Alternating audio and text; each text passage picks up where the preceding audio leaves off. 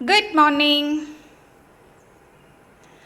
இன்றைக்கி வந்து நம்ம அனதர் வேல்யூ அட் ப்ராடக்ட் பற்றி தான் பார்க்க போகிறோம். அதை பற்றி தான் இந்த பதிவு. இது வந்து பார்த்திங்கன்னா நம்ம பனானா ஃபிக்கு வச்சு நம்ம இந்த ப்ராடக்ட் வந்து பண்ண போகிறோம். பனானா ஃபிக் எப்படின்னா வந்து நம்ம நல்லா ரைப்பனான பனானா வந்து ரெண்டாக கட் பண்ணி நல்லா வெயிலில் காய வச்சு எடுத்து வச்சுருப்போம்.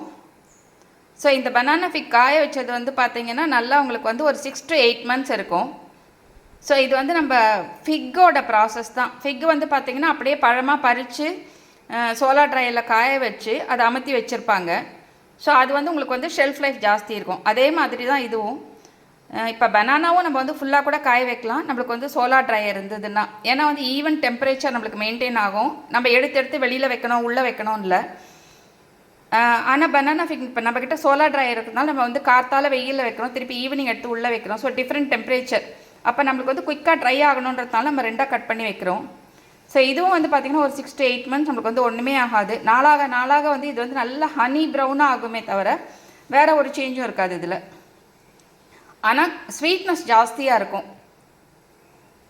ஸோ நம்ம இது வச்சு வந்து பார்த்திங்கன்னா nuts and dry fruits honey அது வந்து பண்ண போகிறோம். இது வந்து மார்க்கெட்டில் இல்லாத ப்ராடக்டாக அப்படின்னா இல்லை, இருக்குது. ஆனால் நம்ம வந்து அவங்க வந்து ட்ரை ஃப்ரூட்ஸ்க்கு வந்து பார்த்திங்கன்னா ட்ரை கிரேப்ஸு அதெல்லாம் யூஸ் பண்ணுவாங்க. நம்ம அதுக்கு பதில் வந்து வெறும் வந்து பனானா ஃபிக் மட்டும் யூஸ் பண்ணுறோம். இதில் வந்து ப்ரிடாமினண்ட்டாக நட்ஸும் ட்ரை ஃப்ரூட்ஸ்க்கு வந்து பார்த்திங்கன்னா வெறும் பனானா ஃபிக் மட்டும் யூஸ் பண்ணுறேன். வெரி ரீசன் வந்து பார்த்திங்கன்னா ட்ரைடு ஃப்ரூட்ஸு அதில் வந்து என்ன ஆகும் அப்படின்னா வந்து சுகரோட கண்டென்ட் வந்து ஜாஸ்தியாக இருக்கும். பிகாஸ் நம்ம ரா ஃப்ரூட்டாக எடுக்கும்போது அதில் வந்து வாட்டர் கண்டென்ட் ஜாஸ்தி, ஆல்மோஸ்ட் 70-75% இருக்கும்.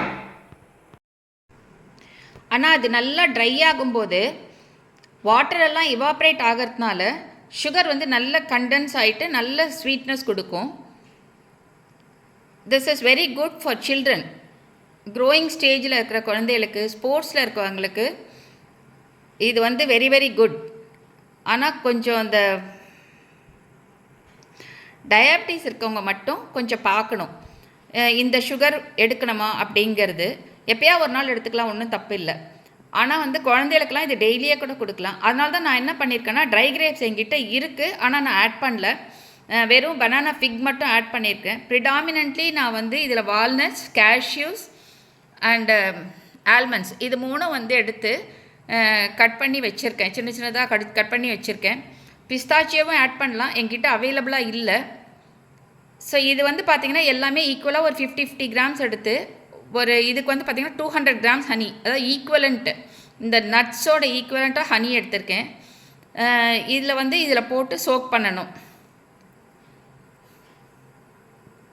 இது இனிஷியலாக வந்து பார்த்திங்கன்னா நான் கம்மியாக எடுத்துருக்கிறது வந்து பார்த்திங்கன்னா first we want to test it out. இது எப்படி இருக்குது, விரும்பி சாப்பிட்றாங்களா, எங்கள் வீட்டில் பசங்களுக்கு கொடுத்து பார்க்கணும், நான் சாப்பிட்டு பார்க்கணும். ஸோ எப்படி இருக்குதுன்னு பார்த்துட்டு then I have to roll it out as a product.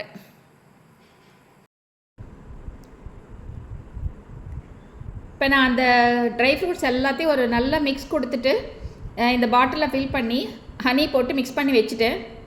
அந்த 200 grams ஹனி எடுத்தேன், அது போரல. So another 75 grams I have added. So it has to be there for a week or so.